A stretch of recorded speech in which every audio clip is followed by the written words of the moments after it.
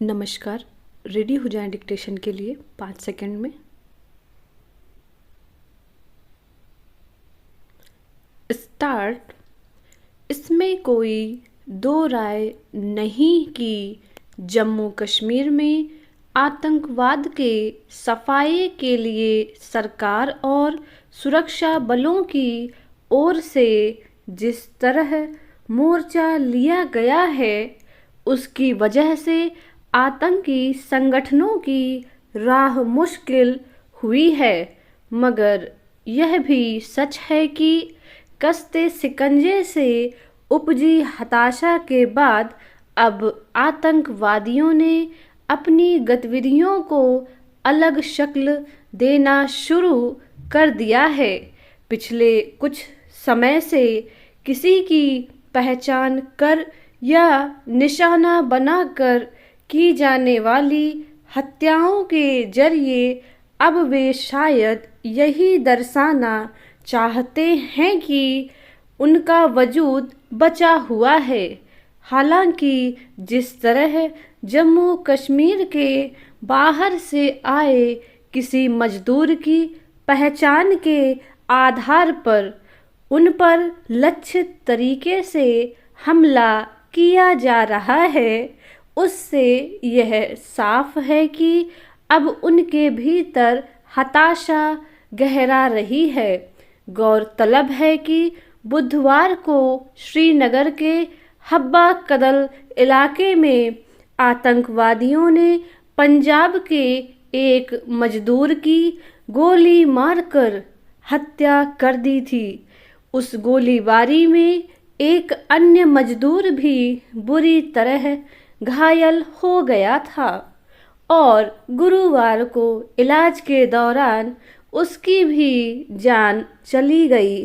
कश्मीर में यह इस वर्ष की पहली लक्षित हत्या की घटना है। आतंकवाद से सामना करने के संदर्भ में सरकार की ओर से आए दिन यह दावा किया जाता है कि जम्मू कश्मीर में आतंकियों की नकेल कसने के लिए हर स्तर पर सख्ती बरती जा रही है और उनका जोर कम हो रहा है।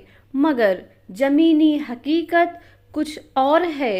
आए दिन सुरक्षा बलों पर होने वाले हमलों के अलावा बीते कुछ वर्षों के दौरान निशाना बनाकर की जाने वाली हत्या की घटनाओं से यही पता चलता है कि अब आतंकवादी संगठनों ने अपनी गतिविधियों के तौर तरीके बदले हैं और आम लोगों के बीच आतंक फैलाने के लिए लक्षित हत्याएं शुरू कर दी हैं। पिछले वर्ष भी कई स्थानीय और बाहरी इलाकों से आकर गुजारा करने वाले कई मजदूरों की हत्या कर दी गई थी। इसका मकसद मुख्य रूप से यही है कि पहचान के आधार पर अलग अलग समुदायों के बीच आपस में संदेह और दूरी बनाने का माहौल पैदा किया जाए ताकि असुरक्षा बोध से घिरे लोगों का इस्तेमाल हथियार के तौर पर हो सके।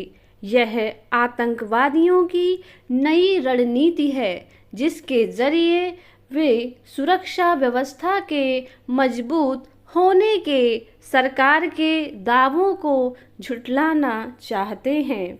हालांकि सरकार ने आतंकी संगठनों पर नकेल कसने के लिए हर स्तर पर कदम उठाए हैं और इसका नतीजा भी देखने में आया है। अब सरेआम आतंकी हमलों की घटनाएं कम हुई हैं, मगर आतंकी संगठनों की नई रणनीति के लिहाज से सुरक्षा बलों को अपना मोर्चा तैयार करना होगा। घाटी में बड़ी संख्या में प्रवासी मजदूर काम करते हैं और वहाँ की अर्थव्यवस्था में एक बड़ी भूमिका निभाते हैं। यह भी एक कारण है कि कभी कश्मीरी पंडितों को तो कभी मजदूरों को निशाना बनाकर आतंकी किसी की हत्या कर देते हैं, ताकि स्थानीय स्तर पर सामुदायिक विभाजन पैदा किया जा सके और बाहर से वहां आकर काम करने वाले को डराया जा सके। इसका एक बड़ा असर जम्मू कश्मीर के पर्यटन पर भी पड़ेगा। सीधे हमले के मोर्चे पर नाकाम और हताश होने के बाद आतंकी संगठनों का यह तरीका दरअसल सरकार और सुरक्षा बलों पर दबाव बनाने की रणनीति है। सवाल है कि जम्मू कश्मीर के हित में संघर्ष का दावा करने वाले ये आतंकवादी ऐसा करके किसका भला कर रहे हैं।